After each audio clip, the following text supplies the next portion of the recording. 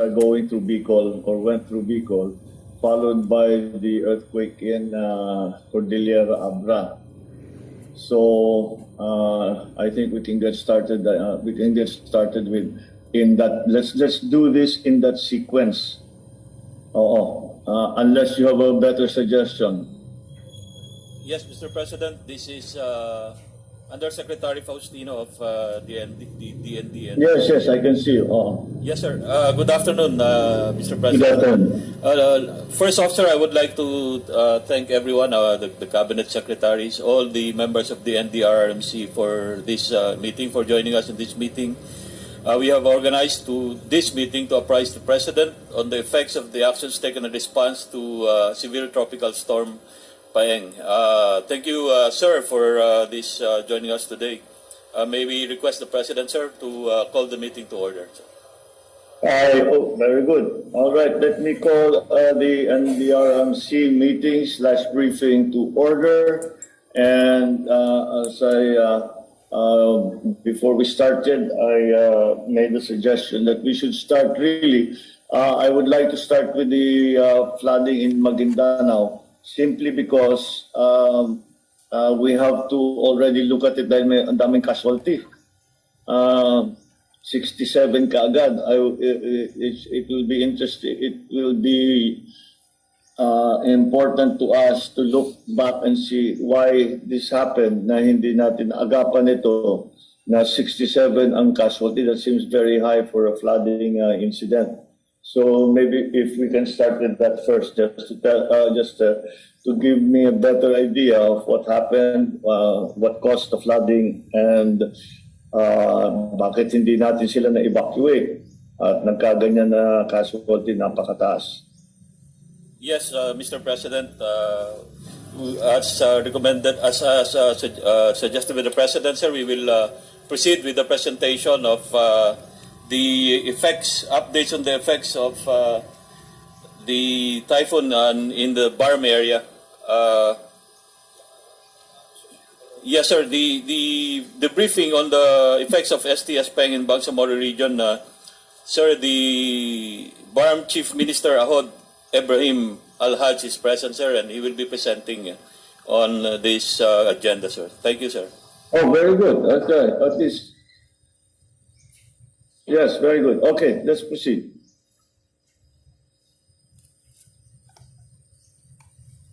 Yes, sir. May we call on Minister Ahod Ibrahim for the presentation of BARM.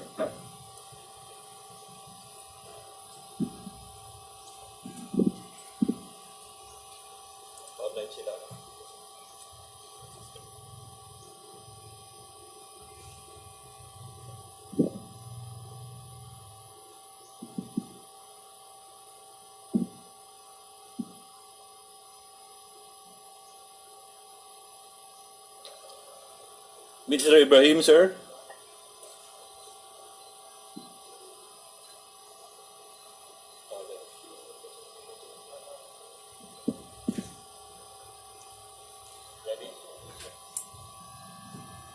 Please share your presentation now, Minister Ibrahim, sir.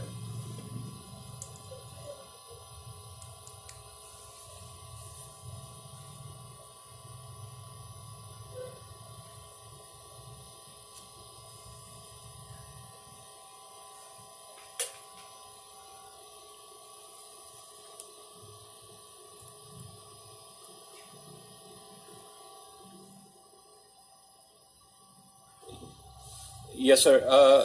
Mr. President, while waiting for the presentation of the BARM, we would just like to share with the President the activities that we have done since last night. And we have been monitoring and coordinating with the local government units and local chief executives, particularly those in the BARM area, and of course all the other regional agencies that will be hit directly by Typhoon Paeng. Just this morning we have updates, sir, that and I think it will be cleared by the presentation of the BARM. The casualties on the dead, on the reports on the casualties. From the report coming from BARM as initially as 67 for validation, they conducted a meeting this morning in the BARM area, and they have corrected the figure from 67 to 40, sir. So the 40 lang. yeah, 40 lang po, sir, yung 40 yung casualties na report, and there are 15 missing. Sir, I think the presentation of BARM is already ready, sir. Okay, let's go. Yes, Let's sir. proceed. Chief Minister Murad, sir, may we go ahead with your presentation? Chief Minister, welcome.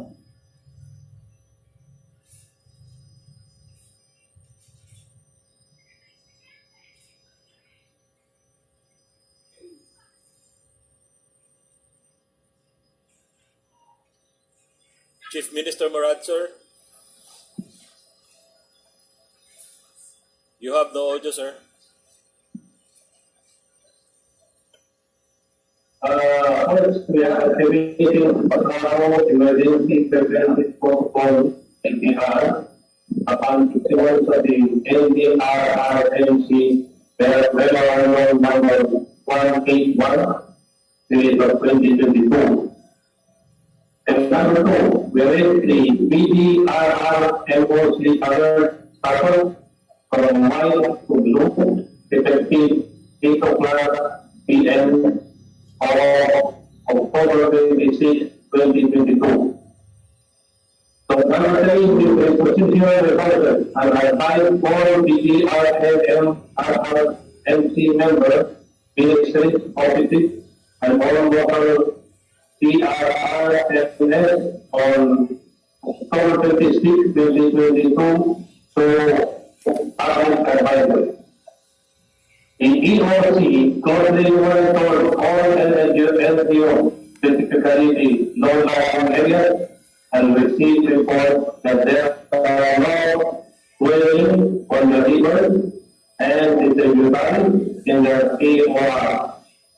On October 28, 2022, at 1 a.m., AOC received a report of widespread flooding, and request for rescue in different areas of Manila and Patawag, Texas.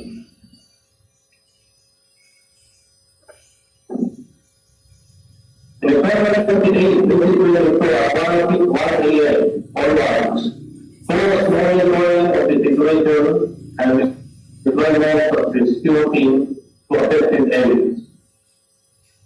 The same day, October 28, 2024, at 5 a.m., we deployed SRR teams in affected areas of the Pangulo City and Sultan Kudarat.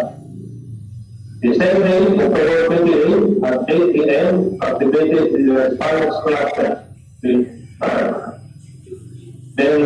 on the same day also, at the same time, we had an emergency meeting at the Pangulo ready EOC to discuss effects and respond actions of tropical storm Paeng.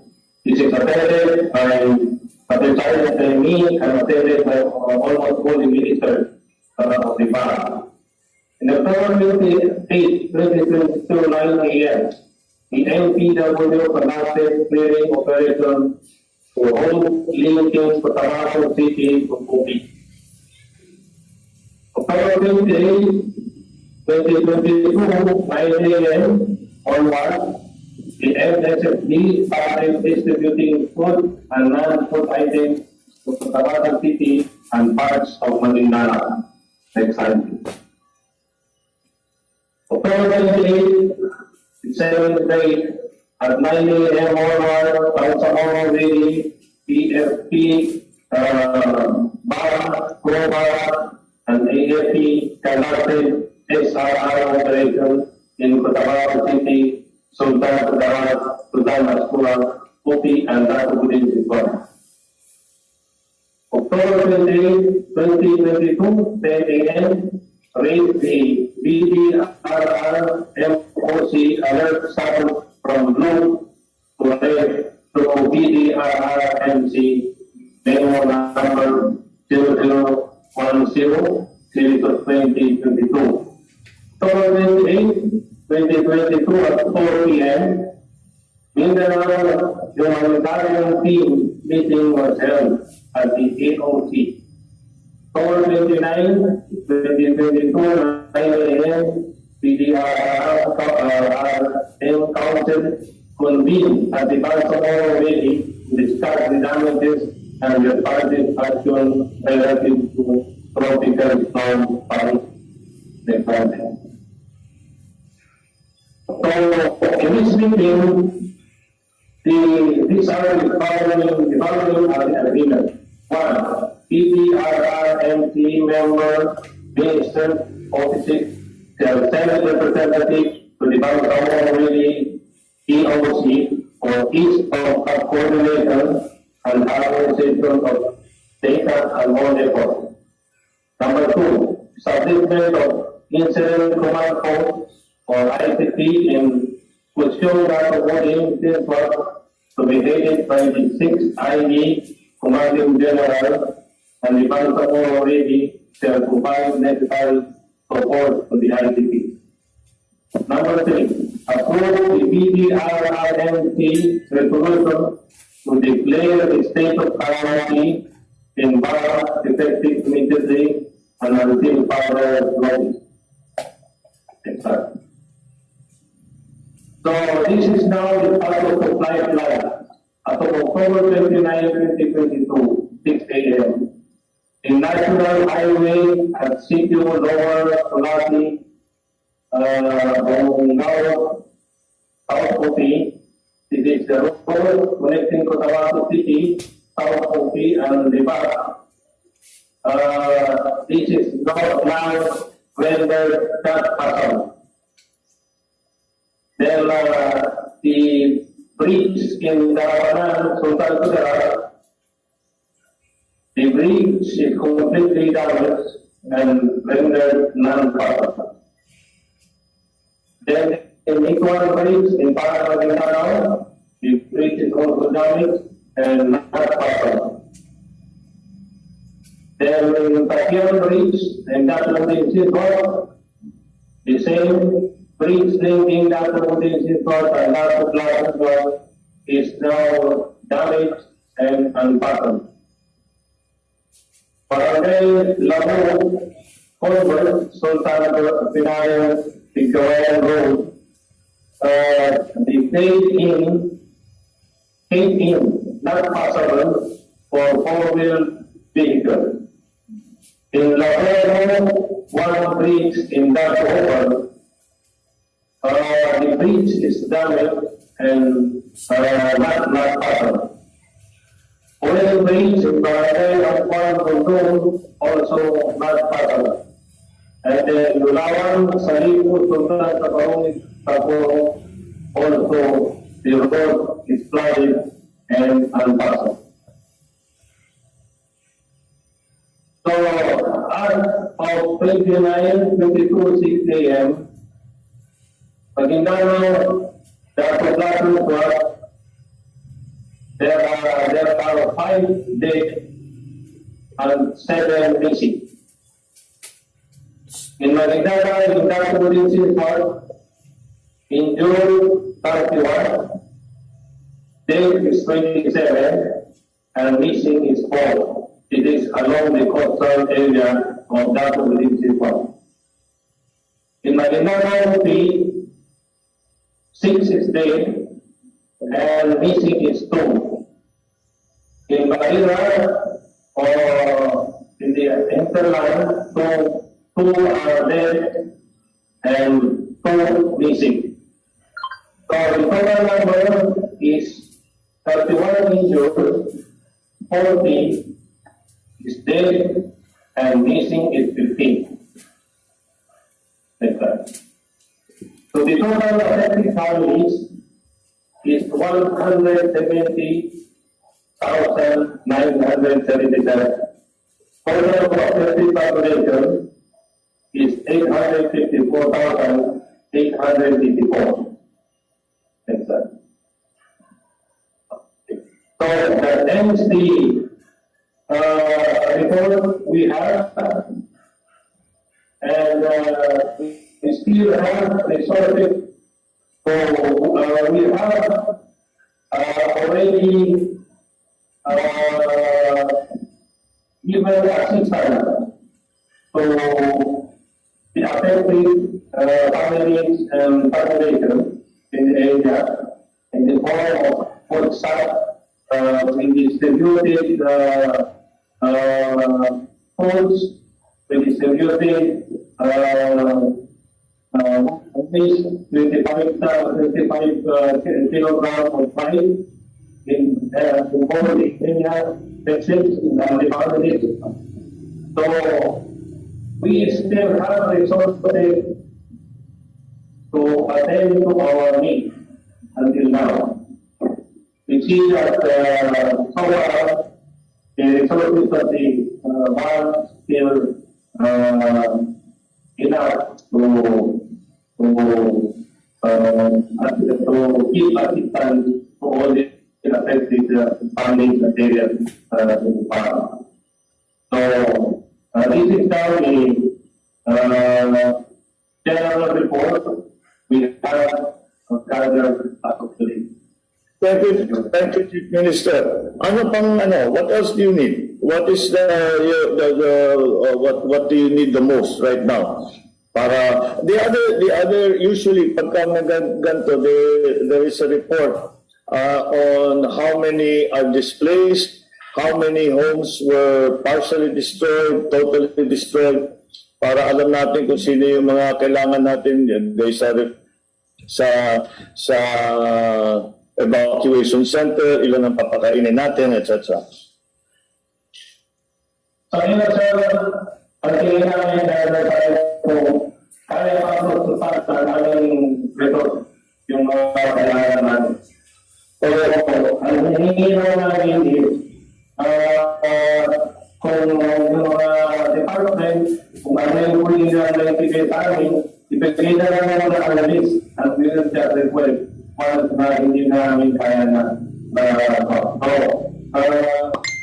yung kulang lang sa amin yung purified water.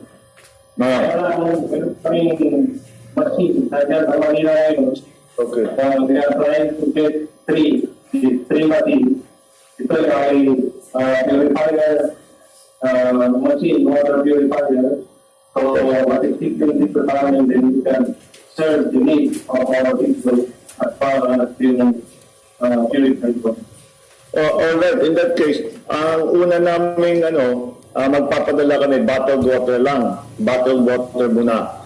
But this is not going to be sufficient. So we will eventually follow it up with, as you say, the purifying systems para pati yung mga malayo, at least meron silang naiinom na tubig na fresh water. Do we have a representative? I want to talk to the representative from the DPWH. And also the OE. Ano yung may kuryente ba, Chief Minister?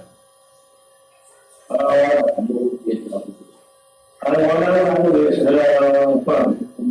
yung passport to the level of the Navy, the Minister government.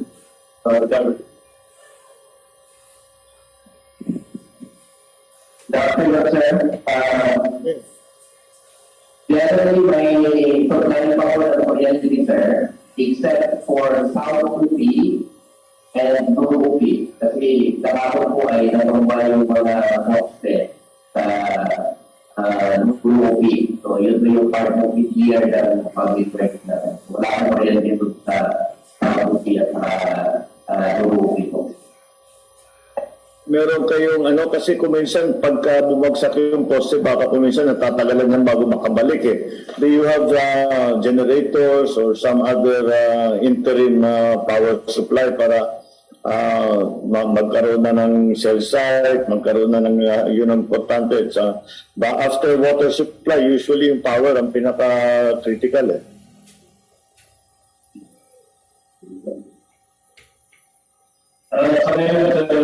Sa ngayon, mayroon din very limited price. So, mga generator. In some area, yung sa municipalities, wala pa Usually, dapat unahin natin when it comes to restoring power, mga ospital, mga evacuation centers, whatever it is, if we need to put generators, makabit ulit yung kuryente, but those should be the priorities. The priorities will be hospitals, evacuation centers, and then households after that. Palagay ko maraming mag-ano sa evacuation centers. But mukha namang na-handle din. But I think the national government needs to assist you still when it comes to the other requirements, kagaya nga water supply as you mentioned, and then for isunod natin yung kuryente. And I want to talk to the DPWH just to find out when the DOE also, but DPWH kailan kaya maging possible. Marami yung hindi possible na mga daan. So we have to also, para makapasok din yung mga relief workers natin, what exactly the situation in terms of the damage to road, bridge infrastructure, and how much it is and how long it will take to bring para maging passable ulit yung mga kalsadang yun. Up to like. Good afternoon po. Kasi yung sa namin sa DPW at sa area ngayon trying to say,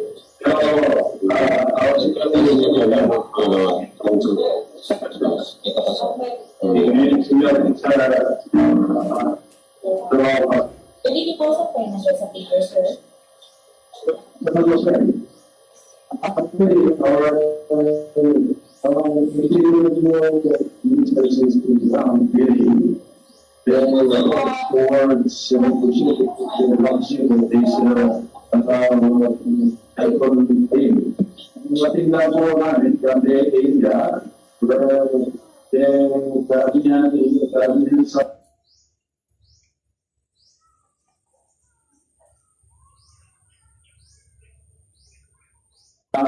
namatay yun. For 1 year here, 1 year there, may over na tatlo, isang bata, ang maganda, isang parang mga tulay. So, usually, kanina, mga so, the real question, sir, it's hard to retrieve the other. This is still going on. I have many place for another SPP with the help of PNP and the other process of the PNP. So the issue of that's what sir. This is not a question because you know, sir, in BOL, the highways and state the competent national government. So, local mga sir, but if ever, there is a hindi talaga kapalagang gagawin namin, yung kalsada, ito, national government would have to do it because the people who are affected is our people. Our sila. So, we have to move regardless of what is the responsibility, national man o para. We have to act on the activities there, but it's good. That means every say, well, sir, establish national government to take to explain, to coordinate with us, and to render possible always possible, sir, sir. That's what the agreed. Dapat talaga ganun. So that's can I get a report from the DPWH on the situation of Maguindanao? Well, we're waiting for that. I see by Mariam is here. Bob, baka you can give us a quick report on what the situation is now. Yes, sir. Magandang hapon po sa iyo, Sir President. Will you please allow me to have a PowerPoint presentation first of what is happening in the entire province of Maguindanao? Yes, of course. Sige. So, to our host, allow me to have a share. Naka-share screen.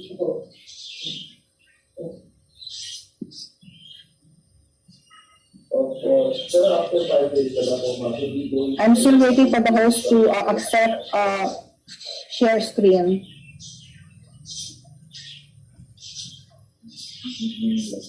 Until that happens, Gob, ano bang general situation sa ngayon?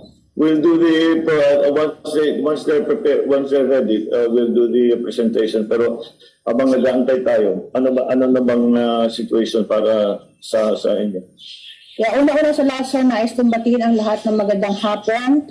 At unang-una, pagkakaisa sa punang ito ang pinakailangan natin mangyari, magkaisa muna ang lahat, i-set aside muna natin ang politika. At definitely, I agree with the report of our Ban Chief Minister Tagi Murad na ang lalawigan po ng Maguindanao sa kauna-unahan ng pagkakataon, nangyari po itong Bagyong Paeng na kung saan po more than 50, almost 60% po ng ating kababayan ang naapektuhan nito. Nasa 57.27% po ng ating kababayan is apektado po. Ibig sabihin po nito, nasa 302 out of 500 barangays po affected po nito. Una po, as karamihan po ng ating apektado is particularly in the northern part of the province of Maguindanao, especially in the DBS, DOS, Sultan Kudarat, meron po tayo sa Kabuntalan, Barira, may casualty po tayo na umaabot na more than 40 at the same time, meron po tayong missing na 16. At ako po nagpapasalamat sa tulong ng ating kapulisan, kasundaluhan na kasama po namin kaagad ito kagabi na nagkaroon kami kaagad, nagdalaga kami kaagad ng pag-usap-usap kung paano natin matugunan ang ating kababayan nang sa ganun agaran natin masolusyonan at maibaba po ang panggobyerno ng lalawigan ng Maguindanao. Kagabi po, tumawag na po tayo sa lahat po ng mga municipal MDRRMO upang malaman po natin kung ano ang sitwasyon ng bawat munisipyo. Yun nga lang, masakit po sa aking puso at ako po nalulungkot dahil hindi po natin inaasahan na meron po tayong mga mahal sa buhay na nawalan po ng nabiktima po nitong Bagyong Paeng. At hopefully sana hindi na maragdagan yung mga naging biktima nito at hopefully din po mahanap ng ating kababayan, ng ating Coast Guard, ng ating kapulisan, sa tulong na rin ng ating mga rescuer, yung nawawala pang 16 ng ating kababayan. At katunayan po ngayon, tuloy-tuloy po ang ulan sa probinsya at meron po tayong 7 unpassable bridge po. Ito po ay nasa bayan ng Dos. Meron po tayong 2 sa bayan ng Dos. Meron po isa sa bayan sa bayan ng Dos, 2, isa sa bayan ng DBS. In a total, meron po tayong 7 hindi po madadaanan na kalsada. So yan po yung amin tinitingnan kung paano natin maiabot doon ang ating tulong dahil karamihan po ng kalsada na ito ay nasa ating national highway. At hindi lamang po damage, totally hindi na po kung akin po maipakita sana ang picture, kung akin po ma-share view, pwede po natin ipakita kung ano ang sitwasyon ng kalsada natin na nangyayari ngayon doon sa ating mga parte ng ating mga munisipyo. Meron din po tayo ng mga kalsada ngayon na hindi po passable na mga mabibigat na daanan. Pwede lang po yung mga, sabi natin malagaan, lightweight vehicle dahil sa baba po ng ating mga kalsada, meron na pong bitak-bitak dahil po sa malakas na bagyo ng ating pong tinama.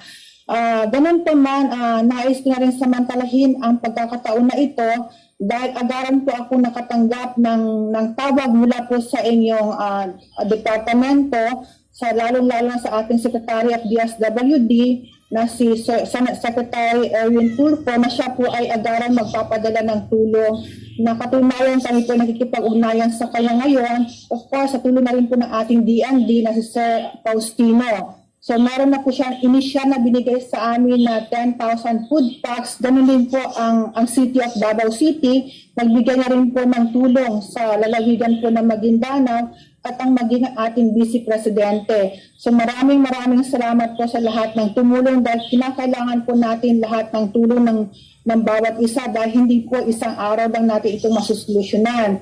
So kasalukuyan po, patuloy po natin ginagawa, hindi lamang nag-umpisa na po ang food distribution ng lalawigan ng Maguindanao. At the same time, yung mga na-encap natin ng mga empleyado dahil patuloy po ang medical mission natin ngayon, hopefully makababa sila para lahat ng ating evacuation center, susundan po natin kaagad ito ng medical team nang sa ganun makita ng ating kababayan yung hindi lamang po relief goods, hindi lamang po yung kundi nandoon na rin po yung agarang action ng medical mission o itong medical mobile team na tinatawag natin sa lalawigan ng Maguindanao para makita ang sitwasyon ng bawat evacuation center. So ang lalawigan ngayon, naghanda po tayo, kinuha po natin sa pondo ng 20% ng ating calamity fund out of ng 5% natin. Nagkaroon po tayo ng mga tent sa evacuation center, naglagay po tayo ng mga water jug, maglalagay po tayo ng mga yung mga clothing materials. Ito, naka-tension na ako, naka-screen na. Sir, will you allow me, that is a very quick PowerPoint na lang po para po makita ng ating mga kababayan. So ito po yung ginawa natin paghahanda.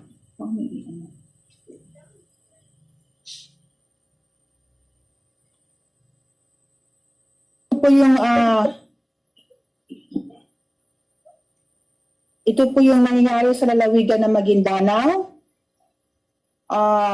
Nasa red alert pa po ang lalawigan ng Maguindanao. So we have 309 out of 500 barangays affected in the province of Maguindanao. Apektado po rito ang mga uplands areas natin, particularly in UP, Maguindanao. So ito po yung sitwasyon sa UP, Maguindanao. This is part of the northern part of Maguindanao as well as the Matanog area. Yes sir, umabot po ng hanggang ang tawag nito? Balikat, dibdib ng mga tao. Tapos yung barira po, ito po yung sitwasyon natin sa ground. Then, akyat naman. Ito po ngayon, ito po yung sa Dato Blasing Swat, ito po yung damage ng Bagyong Paeng, ang damage din po sa Dato Udin ng bayan po ng Dato Udin, particularly in the northern part of the province of Maguindanao. Ito po yung coastal area natin. So may mga sasakyan na sira, may mga kabahayan na sira.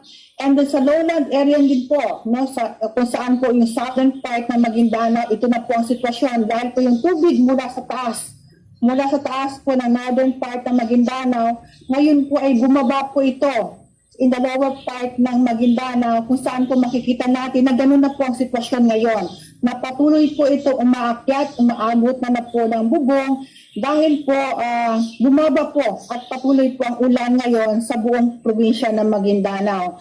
So I pray na sana ay huminto na itong Bagyong Paeng at pansamantalang maihatid natin, no? At ang safety din po ng ating mga rescuer, ating din pong binabantayan. Okay. Ito po yung affected population natin in the whole province of Maguindanao. That is given to me by the PDREAM, consolidated with the reports of the MDREAM in the whole province. With the 36 MDREAMs in the province of Maguindanao, we have 40 deaths, 31 wounded, and 10 person in missing. Not 16 dahil nahanap na po yung iba pala. I'm sorry for that mistake. So ito na po yung nangyayari sa ground. And then, ito yung mga pangalan po ng casualty natin given to us by our Prob 1 PNP. Number of casualty natin at ilang taon po yung nawawala. May mga 8 years old po tayo, may mga bata tayo, may mga injured tayo, no? Like in Barira, meron tayong 1 injured. May missing tayo na 2 years old in the municipality of Barira. While in Dato Blasing Swat, meron tayong 6 missing, while ang ating casualties, meron tayong 6. Sa DOS, medyo madami-dami po sa bayan po ng DOS.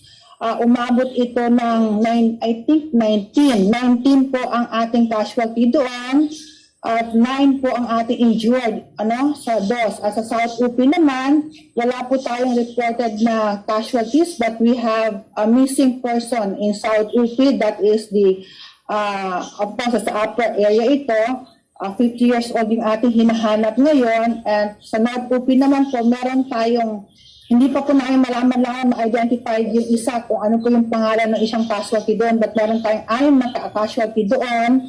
And then meron din po tayong mga missing personalities sa bayan po ng North UP na 4 pong hinahanap ng ating mga rescuer po hanggang ngayon. So ito po yung mga landslide na nangyari, particularly in the Barangay Kusyong of Datu Udin Sinswat, Barangay Rumongog and Luoy of South UP, Barangay Maangabo, Barangay Sur, Upper Barangay of Sur Norte. Ito po yung bayan po ng Matanog area. So ito po yung nagkaroon po tayo ng landslide doon. Nagkaroon din po ng elevation ng tubig po doon sa taas. Kaya po medyo may mga bahay nang nasira po ang Bagyong Paeng sa ating pong sa ating pong lalawigan. Ito naman po yung mga bridge na nasira po ng Bagyong Paeng. Ito po yung pitong mga bridges na hopefully, kung kundi alam kong matagal itong ma-actionan dahil konkreto po ito. Ang pinuproblema po namin kung paano natin maihatid yung ating mga relief goods dahil iba po ito majority nasa national highway. Like in Datu Udin Sinswat, meron po tayo ito. Ito po yung picture ng Datu Udin Sinswat, Datu Bla, parang talagang naputol po yung yung Sultan Kudarat in the municipality of Sultan Kudarat, meron po tayo hindi na unpassable bridge. In Mastura, ganun din po. And in Mastura, meron po tayong isang tulay na sira. In total, meron po tayong 7 hindi na pwedeng magamit na kalsada. But meron po tayong binabantayan ngayon na mga kalsada na ginawa muna natin, hindi natin pinadadaanan ngayon sa mga heavy vehicle dahil po posible dahil may mga bitak-bitak na sa ilalim, kaya po gumawa po ng aksyon ang lalawigan ng Maguindanao na hindi muna natin gawing possible ito, not unless magkaroon po ng intervention or ma-assess muna ng ating engineering office together with the help of the DPWH kung pwede pa ba natin itong padaanan ng mga kung anong bigat lamang po ng mga vehicle ang pwedeng magdaan o pwedeng maghatid ng tulong po doon sa ating mga kababayan. And then ang action po na ginawa natin right now, yung ating mga rescuer after we convene them, continuous po yung packing natin ngayon. Nagpapack na po tayo ng food and non-food items para po maihatid natin sa ating kababayan. At tulad po ng aking binanggit kanina, nagpapasalamat po ako sa iyo, mahal na Presidente, sa tulong po ng inyong DSWD na nagpadala kaagad ng tulong sa lalawigan ng Maguindanao. Of course, sa tulong na rin po ng ating DNB Secretary, Sir Faustino, maraming salamat po sa inyo. Sa agarang tawag po ninyo, agarang pagkonekta po sa ating minamahal na Secretary ng DSWD, and of course sa ating minamahal na Vice Presidente, Vice President Sara Duterte. Maraming salamat po sa inyong lahat. At so ito po yung ating ginagawa ngayon doon. Patuloy po ang ating mga MMT, the medical mission team, the monitoring team, ang ating mga rescuer po na inaalam pa po natin kung ano po ang sitwasyon ng ating mga kababayan. Nililikas natin ang ating kababayan sa ground na possible po na magkaroon pa po ng erosion. Hopefully na hindi po sana mangyari yung ating yung ganong sitwasyon. So ito po yung ginagawa natin. So lahat po ng ating mga provincial dump trucks, ating po itong binaba, pinunta po natin ito doon sa lahat sa mga kababayan natin na nangangailangan ng kaagarang na evacuate para punta natin kaagad sila sa evacuation center. So ito po ang status natin. We have the number of evacuation center in dun sa mga affected areas, we have 23 established evacuation center. In DBS, we have 4. In DOS also, we have 4. In Ampatuan, we have 1. In Parang, we have 3. Dahil ang Parang po is isa rin pong malaking munisipyo. South UP, 2. Ang UP, meron tayong 7. North Cabotala, meron tayong 1. Sultan Kudarat, meron 1. In a totality of 23. Ngayon po, meron na po tayong preparation mga tent intended po sa kanila. Ito po yung mga pangalan at location po ng ating evacuation center na nakapost na i-share ko na sa inyo, mahal na Presidente. So meron po tayong ginamit na gym, meron tayong ginamit na school, at meron po tayong ginamit ng mga chapel, lalo-lalo na sa Parang, dahil ang Parang po is majority, 50-50 Christian, 50-50 Muslim, nandiyan po sa bayan Parang, kaya tayo po ay nagpapasalamat sa mga kapatid nating Kristiyano na pinahiram nila o pinagamit nila ang kailang chapel, ang kailang mga simbahan upang magamit natin ang evacuation center ito. Okay, thank you, Go. Maraming salamat. That's a good but I'm particularly concerned sa public works doon sa mga daan na nasira. Ang laki pala ng sira doon sa mga tulay. Can I get a report from the DPWH in the Maguindanao? Who is the DPWH representative who is here with us? Magandang hapon po, Mr. President. Good afternoon. Yes, sir. Ito po si Undersecretary Carval po, kung naatasan. Hello. Yes, sir. Yeah, okay. Base po sa report ng aming regional office sa Region 12 kay Director Ibrahim, marami po tayong mga tulay at kalsada na hindi passable. Sa Maguindanao po, meron pong na-report na 4 na kalsada, national road po ito. 3 tulay po yung nasira. Yung 3 po ay yung 2 po ay nasira yung approach. Yung isa po ay totally nag-collapse po. Sa Sultan Kudarat naman po, meron pong 3 road sections at saka mga tulay na passable naman po pero sa light vehicles lang po. Base po sa report ng aming regional director, yung pong nag-collapse na tulay, medyo matatagalan po ang pagkukumpuni po nito kasi pag-aaralan pa po natin, papasis na po natin sa ating mga engineers. Sabi po nila baka sa loob ng 5 araw po, pagka humupa na po yung baha, baka po makagawa na sila ng para magawa ng temporary connection po. Doon po naman sa mga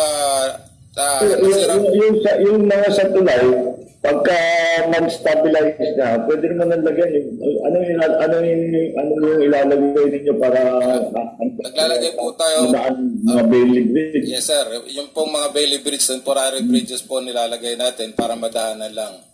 Yun naman po mga kung kailan nyo tayo siguro unahan na ninyo, padala na ninyo yung mga equipment at saka yung mga gamit para the minute that it is possible, mag-umpisa na ninyo yung trabaho para mabuksan na yung mga tulay, mga kalsada.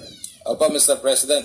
Ngayon po ay naka-standby na po yung ating mga equipment doon at saka yung mga seat pans at mga belly panels po nakahanda na po.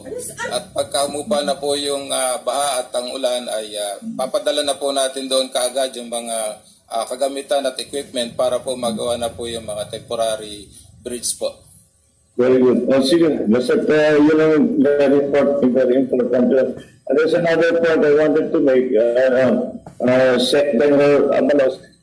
Tulungan natin yung BAM because they can access calamity funds. Kung kailangan nila ng calamity funds, tulungan natin sila.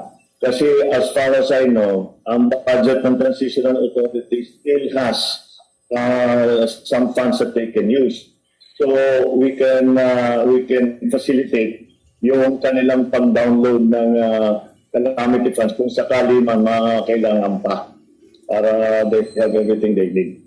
Opo, mahal na Presidente, tutulungan po namin sila and of course through DBM.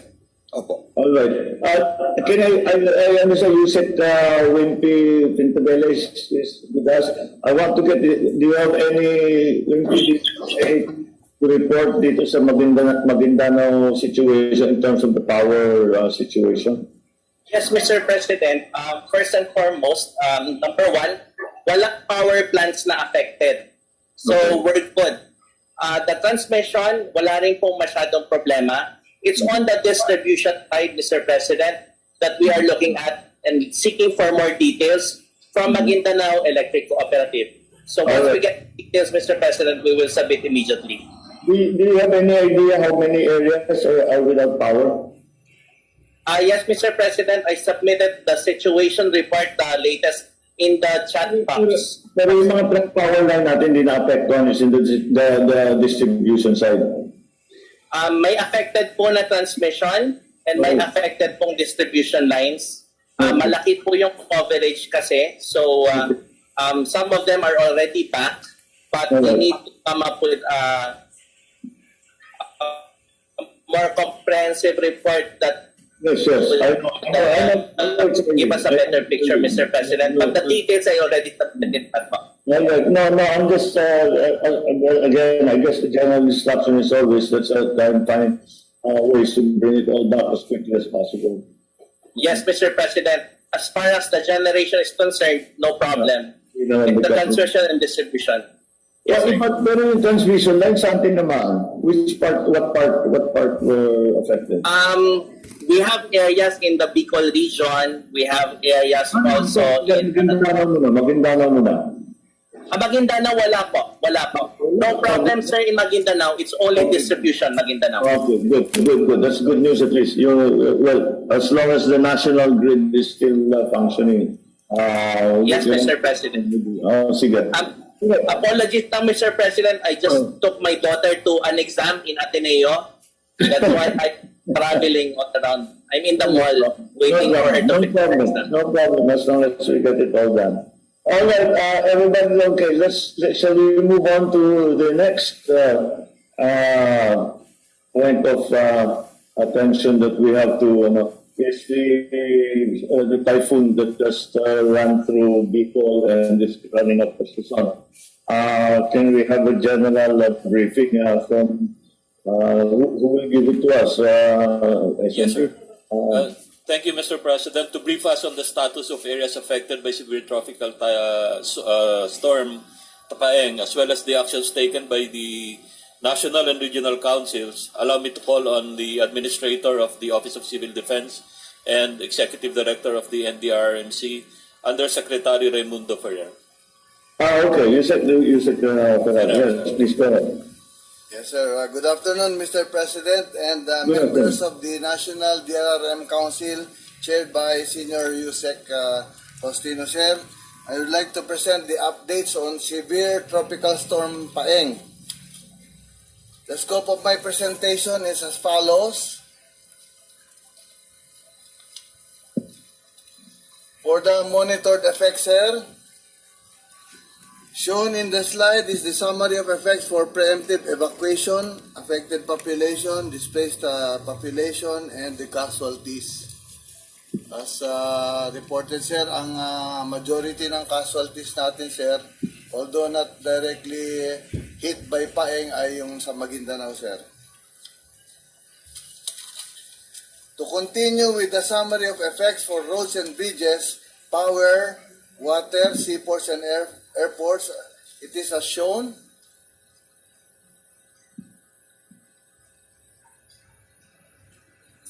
So sa ngayon, sir, wala pang reported damages masyado sa dinadaanan ng Paeng kasi kaka-landfall lang niya kanina madaling araw, sir. So after, maybe tomorrow we can give you some updates on the... Better information. Sige. But what do you have now? Yung mga dinaanan, have we been able to send assistance already? Ang karamihan natin, sir, yung affected, yung mga preemptive activities na natin, sir, yung mga suspension of classes. Kagaya na itong summary of effects, sir, yung meron tayong damaged houses, sir, damaged infrastructure, class suspension and work suspension na, sir. Minimal pa, sir, ang report ng damaged houses and infrastructure sa dinadaanan ng Paeng. Ang nakarami rito, sir, again, yung sa damage sa Maguindanao area, sir. Okay. Here are the specific effects monitored in BARM, sir, as reported by the Chief Minister Murad and the Governor by Mariam. Hindi ko na masyadong sir, iulitin. Nandiyan na po ang summary. Okay. In the next slides, we will present the breakdown of effects, sir, sa mga areas na dinaanan na o naapektuhan ng paing, sir. Karamihan dito po, sir, ay preemptive evacuation. Okay, that's good. All right. Yes, sir. Shown is the breakdown. Let me just start the preemptive evacuation. Nagkaroon po tayo ng pre-disaster risk assessment noong October 26, sir. Kaya pagbigay po namin ng warnings, nag-umpisa na po ang emergency protocol, response protocols po ng ating mga different regions. At ang po, sir, ang mga regions na dadaanan mismo ng paeng ay na po ng mga preemptive evacuation, nag-implement na po ng preemptive evacuation. Kaya lang po yung nangyari sa Maguindanao, medyo unprecedented po yung Mr. President, kasi ang malayo naman po sila sa dadaanan ng bagyo, pero meron pong unusual rainfall doon for 2 days hanggang lumambot po yung lupa doon sa mga coastal area at nagkaroon po ng landslide. At doon po tayo nagkaroon ng maraming casualties, sir. Okay. All right. Sir, shown is the breakdown of affected population. Again, sir, ang marami, sir, ay sa BARM at Region 12, sir, kasi sila yung unang binagsakan ng maraming ulan. Although hindi directly effect ng bagyo, sir. Next is the breakdown of casualties, sir. As was mentioned earlier, ang pinakamalaking casualty, sir, ay particularly in Maguindanao. 40 yung kinonfirm ni Governor by Mariam. At saka may missing pa tayong 10, sir. So yun po ang nagpalaki ng casualties natin. Although ito pong paeng kalalandfall nga pa sa 5 area, so hindi pa po natin wala pa po tayong rapid damage assessment. Siguro po bukas magkakaroon na tayo ng mga additional figures po kung meron man pong casualties. And then ito po ang breakdown of related incidents observed, mostly flooding and landslide incidents. Ang medyo maraming landslide incident po ay sa Region 6. Although hindi rin po directly dadaanan ng paeng, marami pong landslides at flooding na nangyari sa Region 6. Flooding po, ang ibig sabihin ko, flooding sa Region 6. Sa Capiz po, Aklan, may mga report po. Sila bago pa po dumating ang paeng. And here is the status of roads and bridges. Ganon din po, marami pong damaged bridges sa BARM or particularly Maguindanao area, sir. Sa ngayon, sir, halos very minimal pa yung damaged bridges sa ibang regions. For the status of seaports and stranded individuals, their needs are currently being addressed by the LGUs. Marami pong stranded dun sa bandang Matnog, Sorsogon, sir, at saka dun sa may reported stranded din po sa Lipata, sa Surigao City, sir, sa Mindanao side naman po yun, sir. Next is the breakdown of damaged houses. So marami pong damaged houses sa Region 12 and of course Maguindanao po. Ito po ang initial lang po ito, reported cause of damage to agriculture. Medyo hindi maliit pa po kasi Region 6. Maaga pa yan. Yes, sir. Region 6 and hindi pa natapos eh. Yes, sir. Region 6 and po. Sige, at least that's what we know so far. But hindi pa yan. Let's not get the total. Yes, sir. Power interruption, sir. As shown, very minimal pa po ang effects sa power lines po, sa power situation. Ito po ang sa water supply. Ganon din po ang 6 and BARM naman po. Sa Region 12, wala po tayong report na problema sa tubig. And of course, total areas with work and class suspension po, yan po ang breakdown. Kataon naman po, weekend na rin po at saka long holiday, so hindi masyado pong apektado ang pag-aaral ng mga estudyante. For the actions taken po, shown are the emergency preparedness actions of the National DRRM Council. As early as 25 October po, warnings have already been sent. Days prior to landfall, we already activated Charlie Protocol po. Yun ang highest emergency preparedness and response protocol po. So alerted po lahat ng mga response clusters.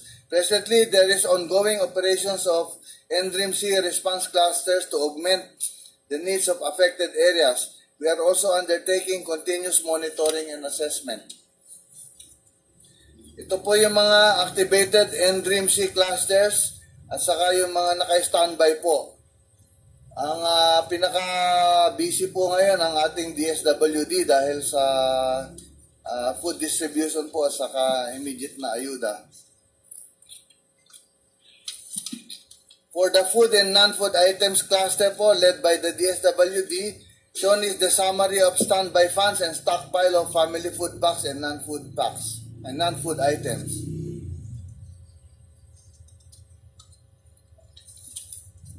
For logistics cluster naman po led by the OCD, shown are the total available transportation assets for air, land, and sea operations. These assets are committed by various agencies to include partners from the World Food Program. Dahil bad weather po, yung na-standby lang po muna yung air and mga sea assets po natin kasi masama pa po ang panahon. Hindi pa tayo po makamove na ibang logistics. For the search, rescue, and retrieval cluster led by the AFP, shown is the total number of teams deployed and assets on standby. Bali, kahapon po na nakausap na namin si OIC SND na red alert naka-red alert na buong AFP para kasi dahil halos nationwide po ang effect ni Paeng. Next is the emergency telecommunications led by the DICT. Shown is the summary of communications resources deployed, quantity, and areas of deployment.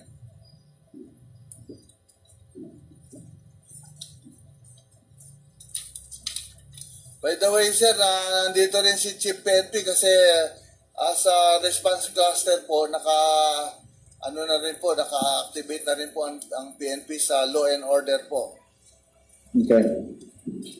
For the health cluster led by the DOH, shown is the total medical logistics composed of assorted medicines and supplies. Next. This is what is available. Hindi pa na-deploy yan. Hindi pa po, sir. Available po sa mga sa mga logistics hub po ng DOH. Ito naman po ang deployment summary ng ating PNP, sir. Since the start of ng activation ng emergency protocols po natin, kasama rin po ang PNP sa naka-deploy din po katulad ng kasama ng AFP po. To continue with the law and order cluster, notably, no reported looting incidents and other related violence against women and children. For the education cluster led by the DepEd, schools being used as evacuation centers are monitored and supervised. So meron pa pong ibang eskwela na nagagamit na temporary evacuation center, sir, kasi kulang pa po yung mga permanent evacuation centers natin po.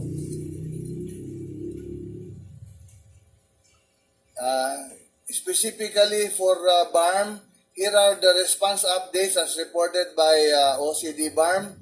Also shown are the available stockpiles, food augmentation from regions 11 and 12, as well as the meals ready to eat from the Ministry of Social Welfare and Development. Bali po sa OCD part naman po, dahil Hindi po masyado affected ang Region 11, 12, and Region 9. Mag-augment po tayo ng logistics natin sa barn po dahil baka kukulangin po sila. Here is the summary of deployed teams for search, rescue, and retrieval with the total rescued individuals in BARM.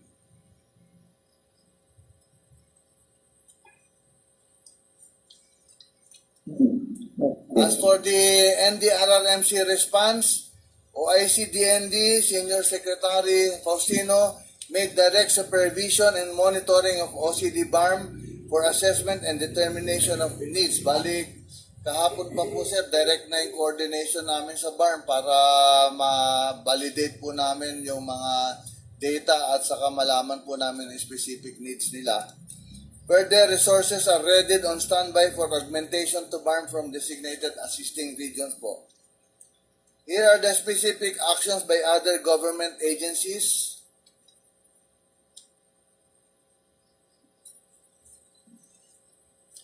So nakapag-report na po ang ating DPWH and DILG. Based on our pre-disaster risk assessment for Paeng with reference to the data from MGB and Pag-asa, 15 out of 17 regions and a total of 21,148 barangays are vulnerable, sir, dito sa effects ng severe tropical storm Paeng. Also, 64 provinces are within the 850-kilometer diameter of Paeng, 25 of which are in high risk. In summary po, 16 out of 17 regions are assessed as high risk. So with this po, Mr. President, on behalf of the chairperson, the NDRRMC respectfully recommends for the following: declare a national state of calamity due to the effects, damage, and projected impacts by severe tropical storm Paeng for a period of 1 year, unless earlier lifted, and to accept offers of international assistance based on needs. NDRRMC Chairperson to sign the resolution for submission to the Office of the President. That ends my briefing po. Thank you, Mr. President. Thank you. Just one question actually, itong final recommendation ninyo. National state of calamity ang what you're recommending, but there are areas that are not in a state of calamity. Yes, sir. Should we do it there are more, madaming regions ang affected, ano? Yes, sir. That already justifies for state of calamity. O sige, let me wait for your resolution and tignan ko. And it looks like especially the Region 5 BARM is going to really be put under a state of calamity kahit na yun lang muna. Alright, okay. Thank you. Yes, sir. Thank you. Thank you, sir.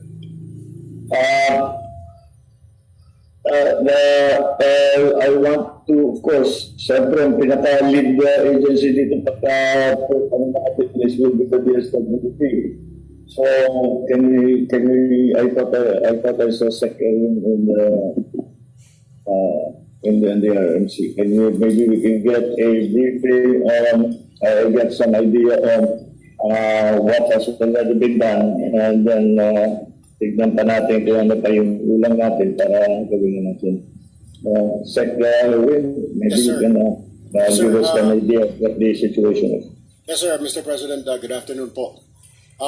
My report is brief, short, Mr. President. We will have some slides coming. But anyway, just to inform everybody that as of last Wednesday, I have alerted all our regional offices following reports from Pag-asa that this will the low pressure area will turn into a big tropical storm, which is now called Typhoon Paeng.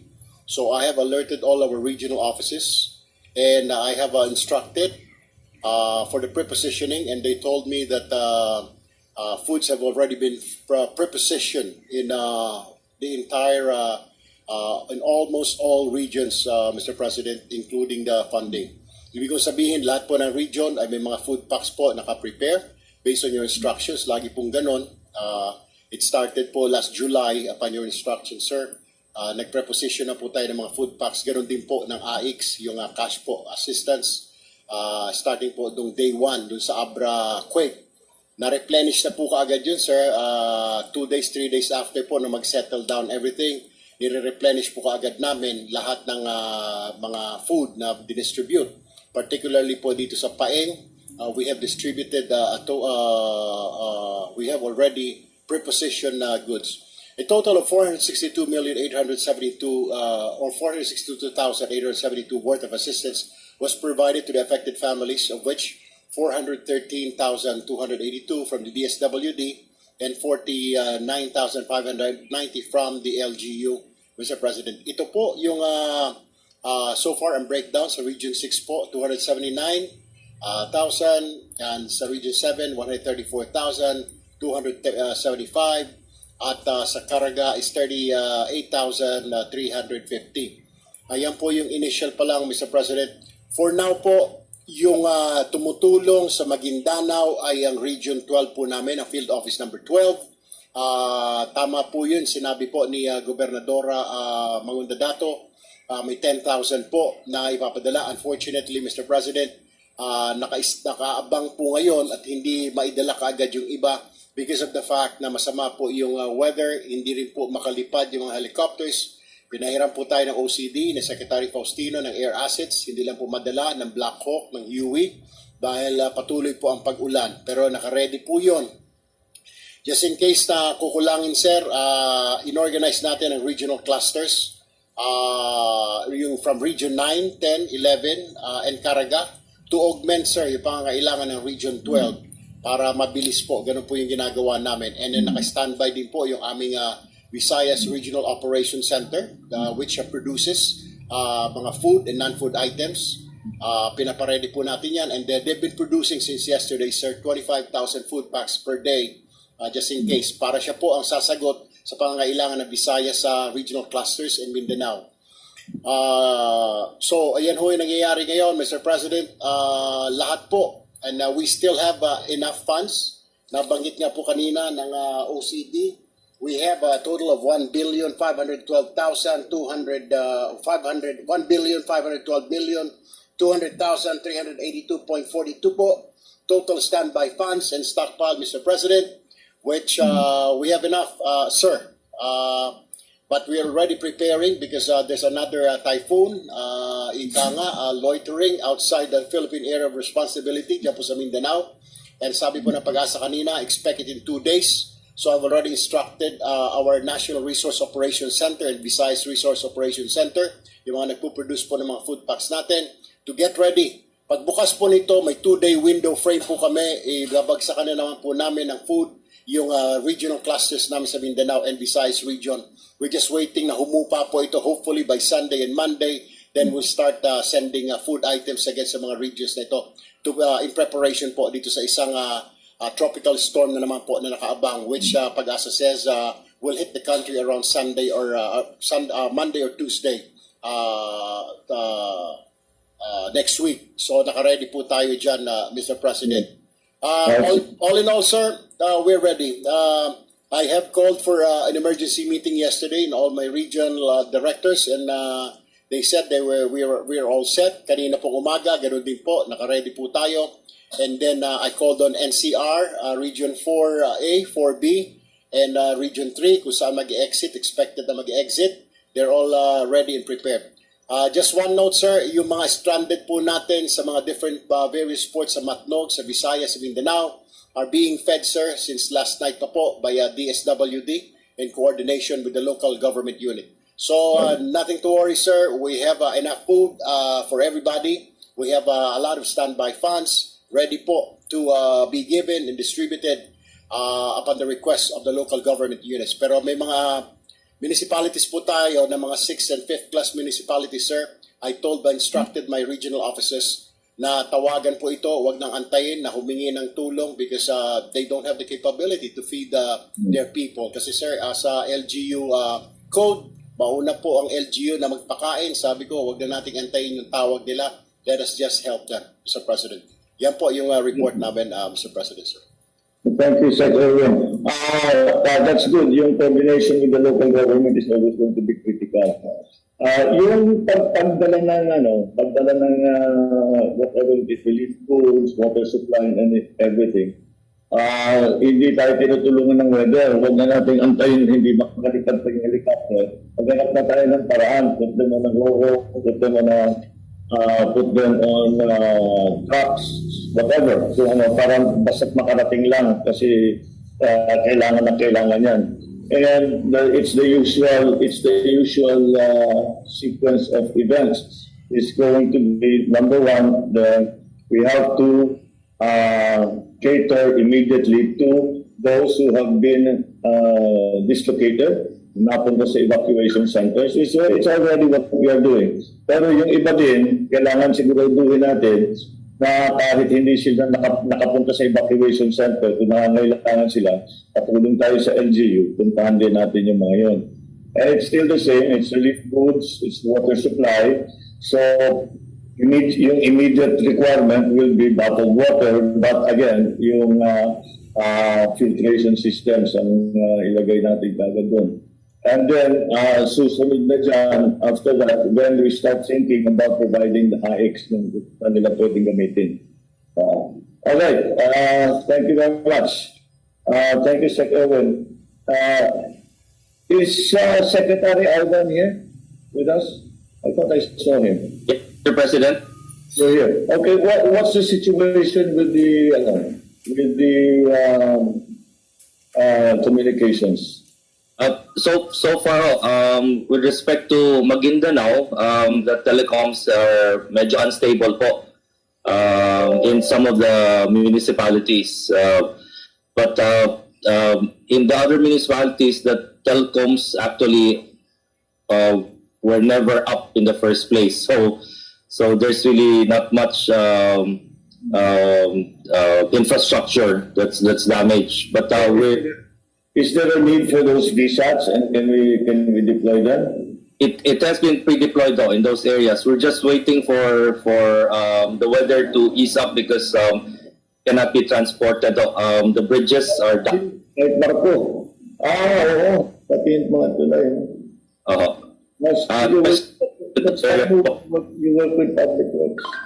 What we've done now is we've pre-deployed satellite phones. So we're waiting once the weather. We can also send it over by a chopper together with kanino kayo magbibigay ng cellphone? Sa municipal, yung mga municipal mayors. Correct. Kasi silang nakakaalam para makakausap natin sila because they know what's happening on the ground. Alright. Alright.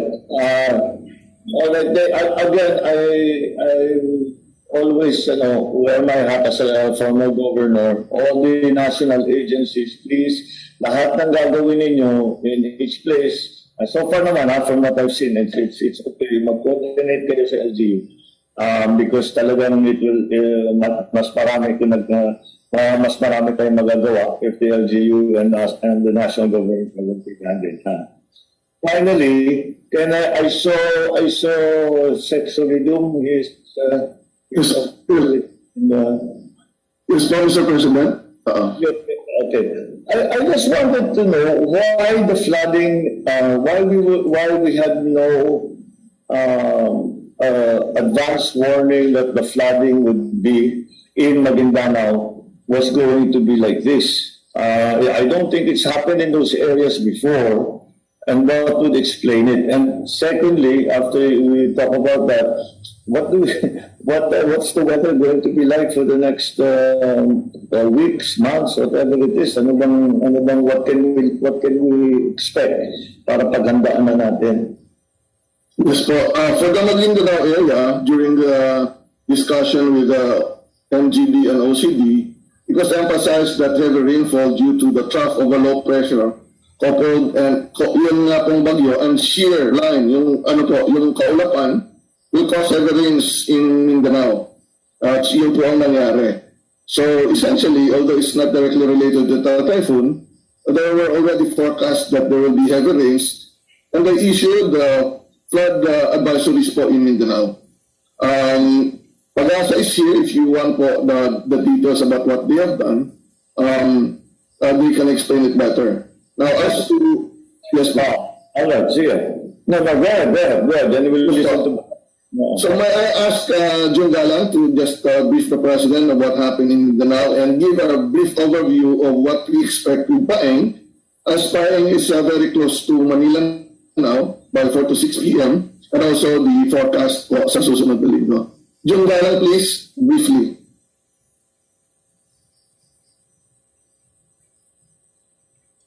Hello, good afternoon, sir. Good afternoon. Yes, sir. If I may, sir, I just want to share the presentation. Go ahead.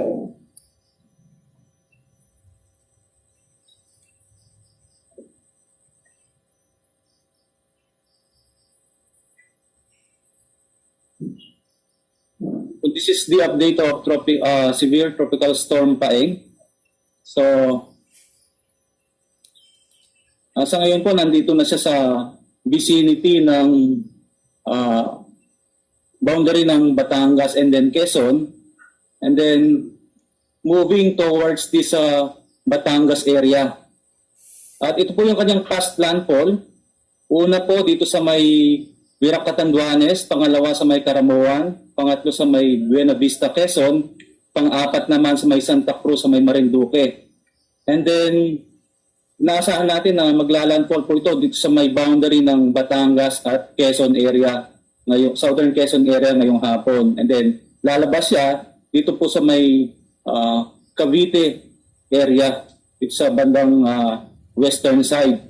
And then, inaasahan po natin na itong magdamag na ito magiging maulan pa rin po, especially dito sa may malaking part ng Luzon at Western Visayas.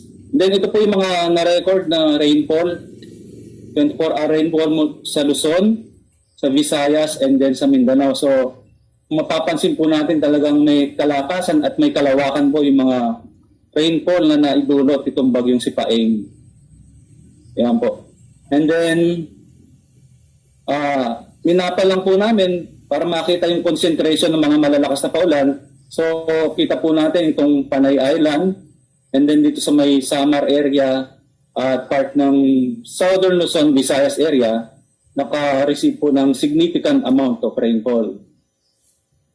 And then ito po ngayon yung mga lugar na nasa tropical cyclone wind signal number 3 dito sa Metro Manila, Laguna, Batangas, Cavite, Rizal, Marinduque, Bataan, Lubang Island, northern at central portion ng Quezon kasama Pulilio Island, western portion ng Camsur. Number 2 naman po yung Camsur, Cam Norte, Oriental, Occidental Mindoro, yung rest ng Quezon, Romblon, Nueva Ecija, Pangasinan, Albay, Bulacan, Pampanga, Tarlac, and rest of Zambales. And then, ganun din po yung western portion ng Sorsogon, Masbate kasamang Burias, Ticao Island, southern portion ng Aurora, itong northwestern portion ng Antique at western portion ng Aklan. So sa signal number 1, halos may karamihan pa rin po mula dito sa northern Luzon ng Isabela, Vizcaya, Quirino, Abra, Kalinga, Ifugao, Mountain Province, Benguet, Ilocos Sur, La Union, yung rest ng Aurora, Catanduanes, rest ng Sorsogon, rest ng Masbate kasama na po yung Ticao at yung northern portion ng Palawan kasama ang Calamian at Puyo Island. And then, naglabas din po tayo ng storm surge warning. So, ang forecast po natin 1 to 2 meters dito po sa mga area na nabanggit itong Albay, Aurora, Bataan, Batangas, Bulacan, Cam Norte, Cam Sur, Catanduanes, Cavite, Marinduque, Masbate, ito pong part ng NCR, Pampanga, Pangasinan, Quezon, Sorsogon, at Zambales. And then, naasahan pa rin po natin yung heavy to intense rainfall dito sa Metro Manila, Calabarzon, Bicol Region, Marinduque, Romblon, Mindoro Provinces, at itong northern portion po ng Palawan kasama na ang Calamian at Puyo. And then, moderate to heavy naman dito sa mainland Cagayan, naasahan pa rin po natin yan. Cordillera, Western Visayas at Central Luzon. And then the rest, like to moderate na lang po na may occasionally heavy rains. Okay. Yun. This but local. Okay. Oh. Ano itong parating?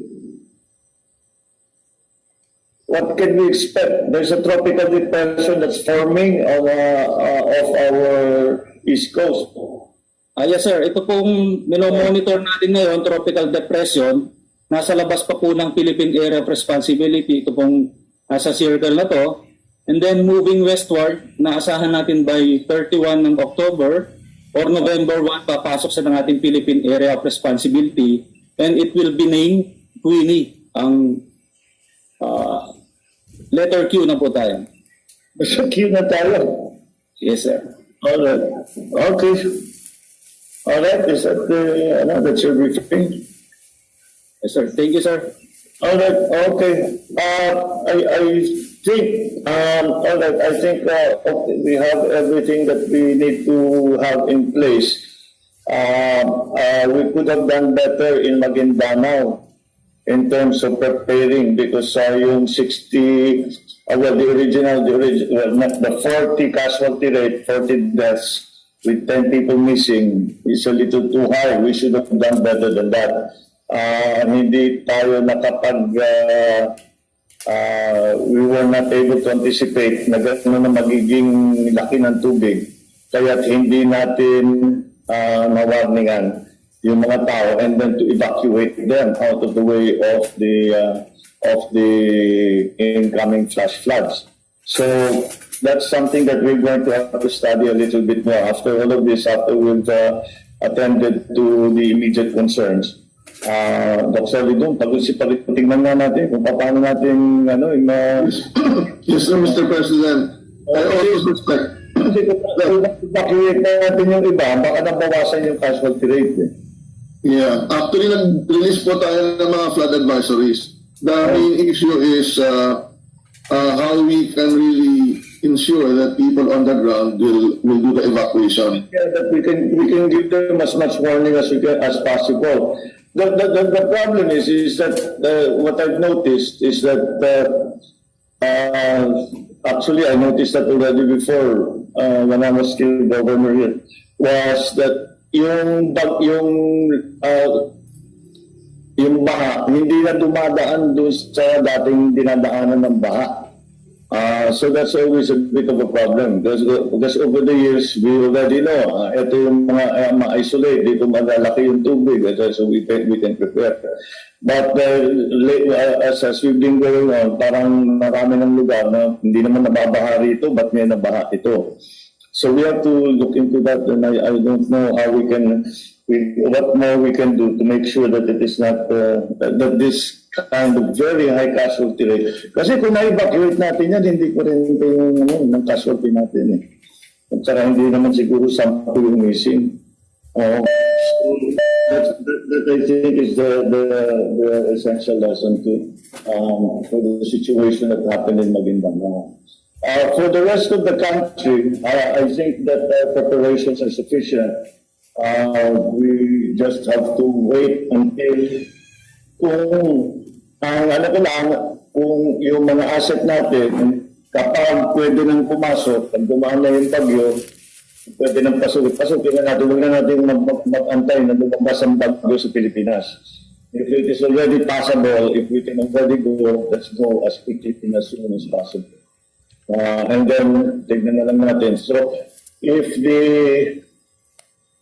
Paeng will live in, when will it leave, when will it be over water again? So, paano po lang? When will it be over water again? In other words, yung paglabas, Cavite, lalabas, kamo na. When will it Cavite? Mamaya bukas na po. Sige. So at that point, yan, pwede na natin, puntahan na natin lahat ng mga lugar. All of the six there's WD coming with our assistance, PPW make your assessments in terms of the damage and what we have to do to bring it back, to bring it all back. There's WD, of course, He will go in and provide whatever assistance is needed. I-assess na lang natin, the problem is not really sa national grid. The problema sa power will be in the distribution sa mga cooperative. Pero tulungan natin sila para makabalik ulit. And then, bantayin natin itong the communication seems to be something that we also have to attend to. So, that is something we as soon as possible kung hindi makalipad ng helicopter, hanap tayo ng ibang paraan. We can go by land, we can go by sea if it's possible. But usually the weather is bad. Kung hindi makalipad ng helicopter, hindi rin makabiyahe yung barko. So we will just have to do what we can. Hopefully, the local governments will be able to at least be on the ground and provide whatever assistance they can doon sa mga nangangailangan. All right. I think we've covered what we have to. Just keep monitoring it. I might as well, and I'll probably call another one of these tomorrow so that we have a better assessment. Pag lumabas na yung bagyo sa lupa, it's over the sea again, kung paano yung gagawin natin, let's send out. Don't wait for me. Pag nakita ninyo yung possible na makapasok na yung ating mga asset, pasok na natin para mabilis ang ating response. Alright, is there anything else that anybody wanted to raise? Mr. President. Mr. President. Yes. Probably at this point, I would just like to present a few slides just to thank the people on the ground coming from the local government, our governors, our mayors, our barangay captains, yung pong ginawa nilang preparasyon dito dahil kamukha po ng sinabi niyo as governor before, talagang sila po ang baka lang po pwedeng just a few slides lang para pakita ko po sa ating mga kababayan ang ginawa ng ating mga local officials.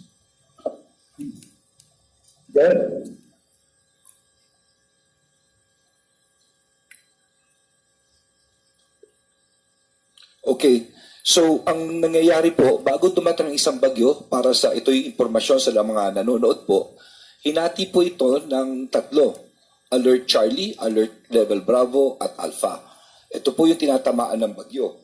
Yung pong Charlie ay, I think it's within 70 kilometers.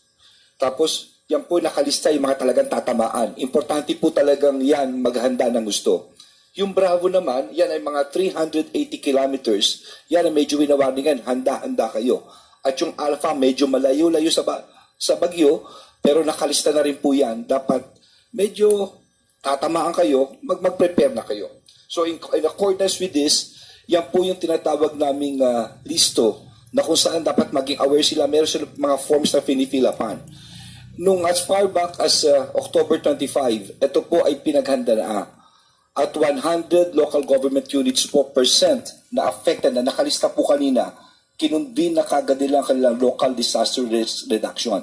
Kaya ako'y nagpapasalamat sa mga gobernador, sa mga mayor, sa lahat po, hanggang barangay captain, talagang pinagdahan. Nakalista na po dyan ang mga preemptive evacuations na ginawa nila, which is for 41,378 families o 158,000 individuals. No? Kasama na mga punong barangays, gobernador at mayor. So ayan po ang mga listahan po niyan, no, by the region. At ito pong Region 5, ang talagang nakalagay na papansinin po natin, kulang-kulang 24,000 families ang preemptively evacuate dahil ayon sa tracking nga, siya pa raw ang tatamaan.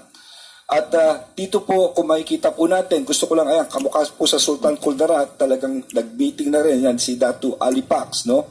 Sa Sarangani, ganoon rin sa Region 12, sa Palimbang, Sultan Kudarat, okay. Sa Libingan, Cotabato Province, yan po, ibilisan ko lang po ito, Esperanza, okay.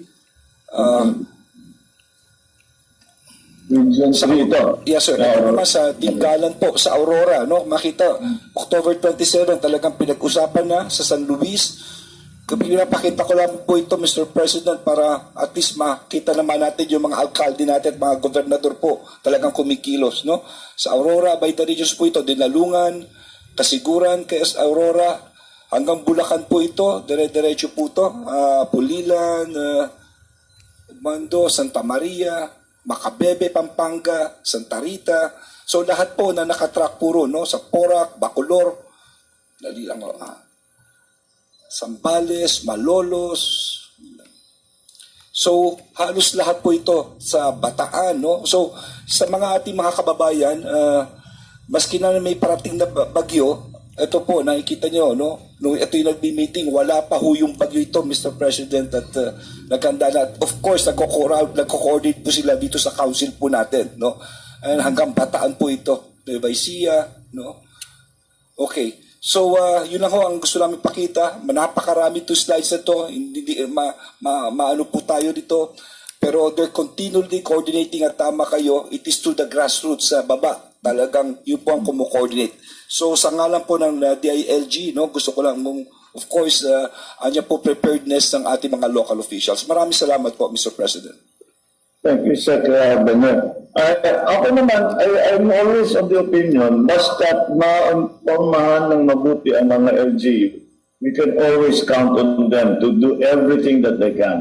That's why it's good that na magkaroon ng magandang information exchange ang Pag-asa, UST, and DILG, so that pagka merong parating, pwede kagad, alam kagad ng DILG, pwede sila kagad magsasabi sa ating mga LGU para ma-coordinate na kagad ang ating mga galaw. You know what, once we, alam mo siyempre, ang mga LGU, ayaw naman nila mangyari na magka-casualty sila, na maraming hindi sila makagalaw, wala silang relief, hindi sila makahanda. But if we give them the advance information, good, accurate advance information, then I'm pretty sure that I know, lagi ko naman nakikita, that they will usually respond. At gagawin nilang lahat. Kaya tayo sa national government, we coordinate with them. Tapos lahat ng pangangailangan nila, lahat ng maibigay natin, bigay natin kagad as soon as we can get into the area. Alright, okay. Sige, thank you very much. Let's keep watching itong Paeng and see what the